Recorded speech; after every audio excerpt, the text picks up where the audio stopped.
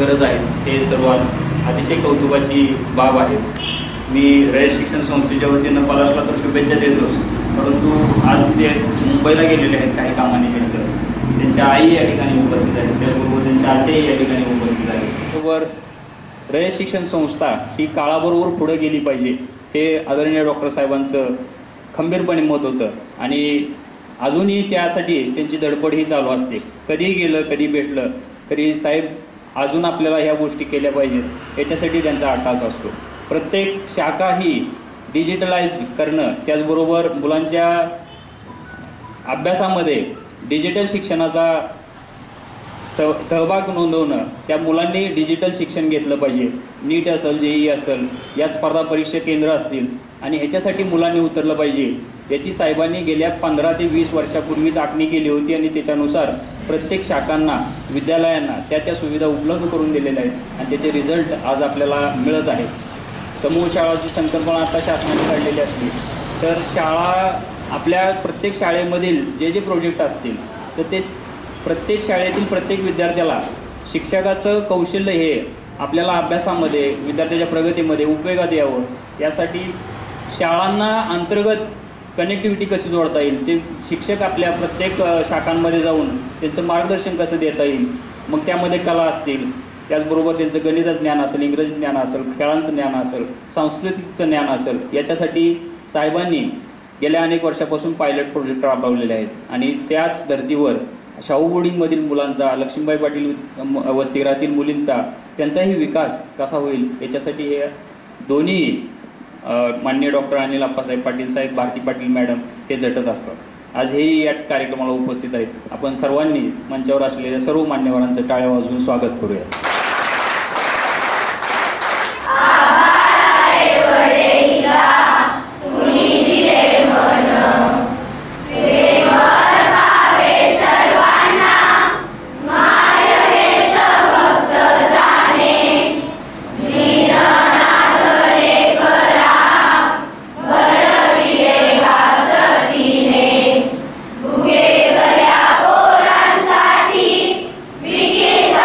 सोने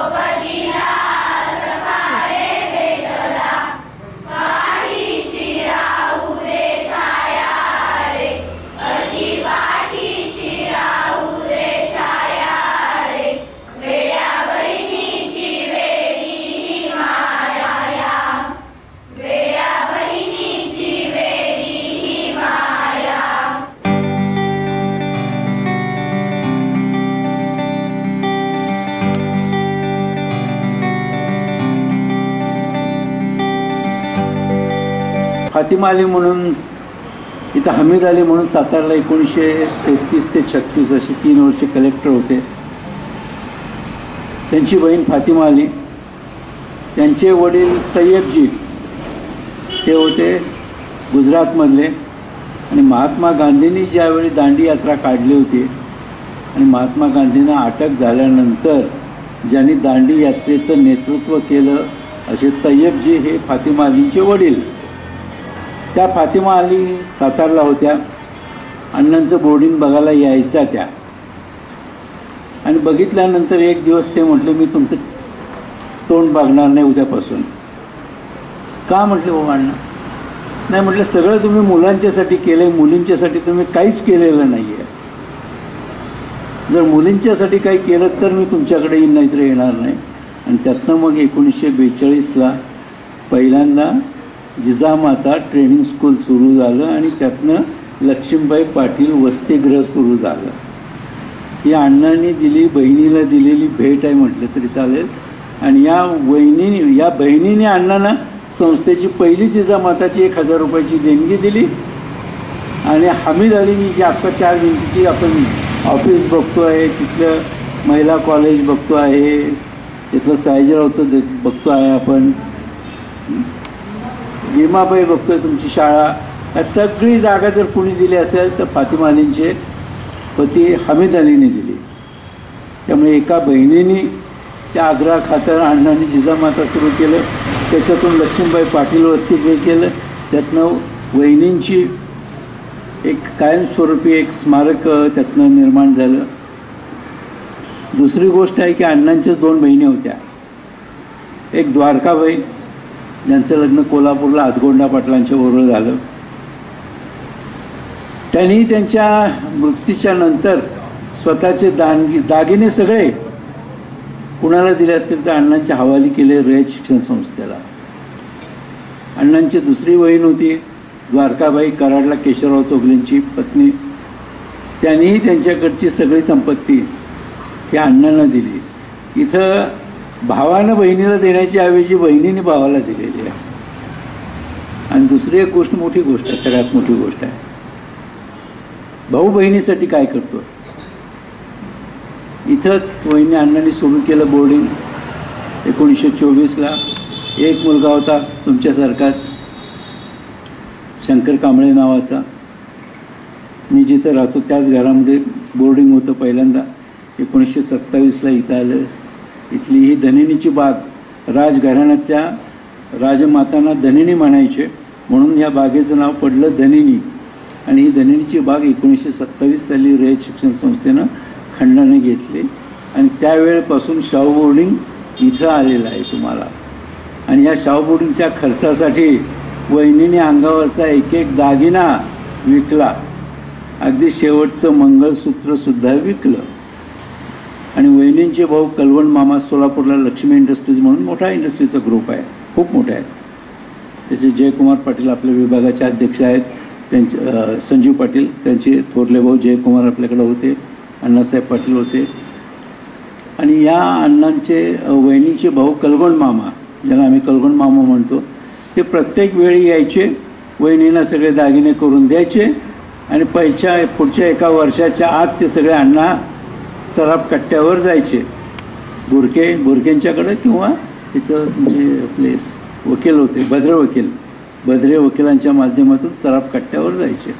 अशी कित्येक वर्ष चालली तुम्हाला.